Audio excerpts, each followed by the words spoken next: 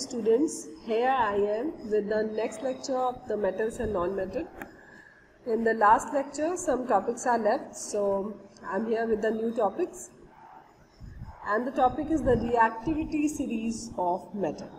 Reactivity series means which metal is more reactive, which is less reactive, and why they can displace one metal from their liquid solution. So these all are about in the reactivity series of metals.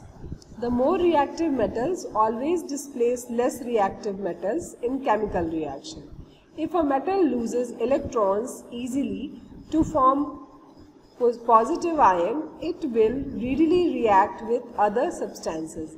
The more reactive metal, जो more reactive ज़्यादा reactive metal होते हैं, वो less reactive metal को chemical reaction में displace कर देते हैं, उनकी जगह से हटा देते हैं.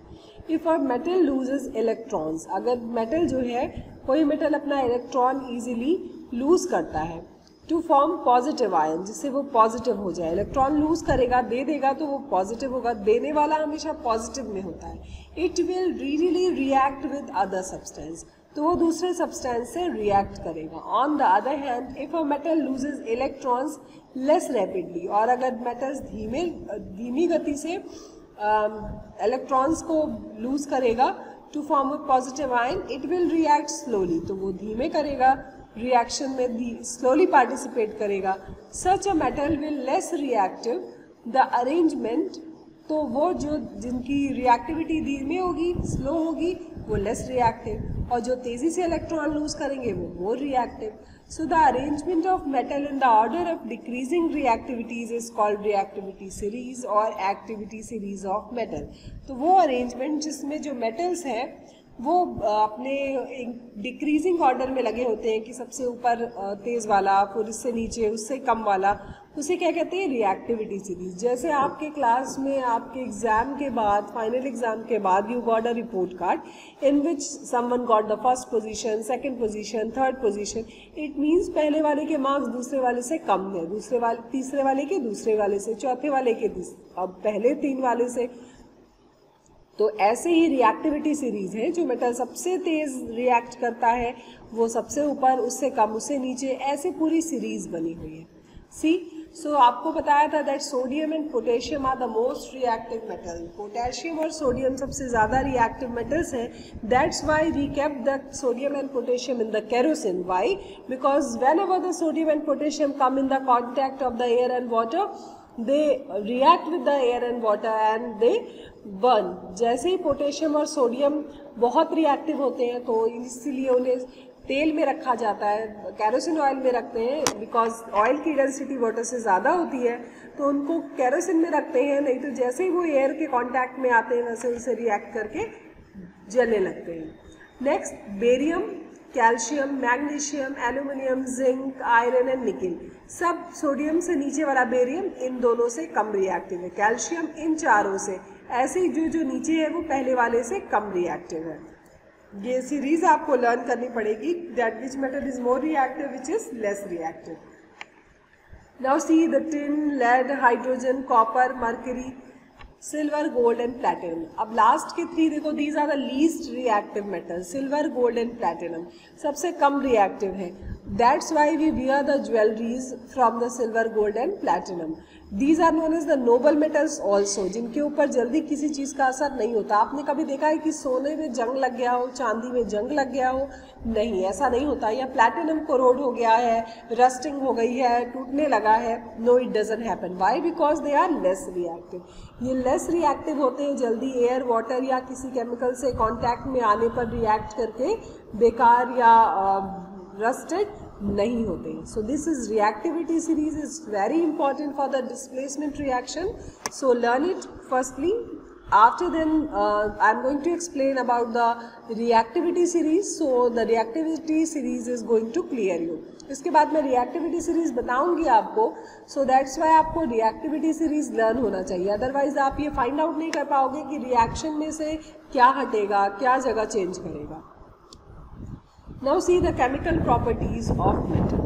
All metals give similar chemical reaction. However, the reactivity of a metal depends upon its nature and reaction condition. Some typical reaction of metal are describe. कुछ टिपिकल रिएक्शन दिया है कि ऑक्सीजन के साथ कंबाइन करता है तो क्या होता है, हाइड्रोजन के साथ करता है तो क्या होता है। So let's see. Reaction with oxygen means when metal reacts with oxygen, जब मेटल्स ऑक्सीजन से रिएक्ट करते हैं तो क्या होता है। All metals combine with oxygen to form metal oxide. सभी मेटल्स जो है वो कंबाइन होते हैं ऑक्सीजन से तो मेटल ऑक्साइड बनाते हैं। Different metals react with oxygen under different condition. Condition अलग अलग होते हैं लेकिन जब भी वो ऑक्सीजन से कंबाइन करते हैं तो ऑक्सीजन से जुड़ जाते हैं। See sodium reacts with oxygen, it's form sodium oxide. Sodium और ऑक्सीजन मिल गए। ये नंबरिंग के लिए भी आप परेशान मत होइए कि यहाँ 4 क्यों है, यहाँ 2 क्यों है। It's a balancing of equation जो आप नेक्स्ट चैप्टर या नेक्स्ट ईयर पढ़ेंगे। आपको भी बस ये समझना है कि जो ऑक्सीजन है वो सोडियम से कंबाइन करके सोडियम ऑक्साइड, या जो मेटल्स हैं वो ऑक्सीजन से कंबाइन करके मेटल ऑक्साइड बनाते हैं। So sodium combined with oxygen, so sodium oxide is formed. Metal combined with oxygen, metal oxide is formed. Zinc combined with oxygen, zinc oxide is formed. It means that the reaction with oxygen, metal react with oxygen and they form the oxides. Next is reaction with water. Different metals react with water under different condition. मतलब conditions अलग होते हैं कि कुछ temperature ज़्यादा होता है, कुछ के लिए कम होता है। It's not a matter, but water से कंबाइन करते हैं। So reactions of some common metals with water are given below. Sodium combine with oxygen, sodium hydroxide. जब भी OH जुड़ता है तो उसे हाइड्रोक्साइड कहते हैं और हाइड्रोजन गैस रिलीज होती है। जब भी कंबाइन होते हैं तो उसमें से H2 निकलता है। देखिए मैग्नीशियम हाइड्रोक्साइड तो H2 निकल गया, यहाँ O बचा तो मैग्नीशियम ऑक्साइड बना। Magnesium combined with water, magnesium oxide is formed and hydrogen is released. Iron combined with water, so FeO2 बनता है, ठीक है, that is ferrous। इसे आयरन कहते हैं और इसे फेरस भी कहते हैं। तो फेरस ऑक्साइड का फॉर्मेशन होता है। इट मीन्स कि जो मेटल्स हैं वो ऑक्सीजन से वाटर से रिएक्ट करते हैं। Reaction with acid. Most metal react with dilute acid, produce salt and hydrogen. ज़्यादातर जो एसिड है वो रिएक्ट करते हैं सॉल्ट से, रिएक्ट करते हैं एसिड से और सॉल्ट और हाइड्रोजन का फॉर्मेशन होता है। Reaction of some common salt are, common salt means जो नमक हम घर में खाते हैं, that is sodium chloride. Common salt जो नमक हम खाते हैं, याद रखिएगा ये सोडियम क्लोराइड NaCl, 2 NaCl नहीं NaCl। When sodium combined with the HCl, that is hydrochloric acid, that is sodium NaHCl is hydrochloric acid. So what is formed? Sodium chloride NaCl, जो कॉमन सॉल्ट हम घर में खाते हैं। Acid से react किया तो क्या बना, अभी बताया आपको, सॉल्ट बनता है और हाइड्रोजन गैस रिलीज होती है। Magnesium combined with HCl, so magnesium chloride is formed and hydrogen is released. तो वो एसिड से भी, मेटल एसिड से भी रिएक्ट करते हैं, वाटर से भी करते हैं और ऑक्सीजन से भी मेटल ऑक्साइड्स बनाते हैं। Now see the displacement reaction. Displacement reaction में आपको मेटल की रिएक्टिविटी सीरीज याद होना चाहिए, तभी आप समझ पाओगे कि कौन सा मेटल किसको हटाएगा, ठीक है। नाउ सी मोर reactive metal displace less reactive metal. ये किसी मान लीजिए ये जो सॉल्यूशन है कॉपर सल्फेट का सॉल्यूशन है और इसमें हमने कुछ मिलाया, ठीक है, तो ये आप फिल करेंगे, मैंने ये आपके लिए छोड़ दिया, ये आप करोगे कि डिस्प्लेसमेंट रिएक्शन होगा कि नहीं।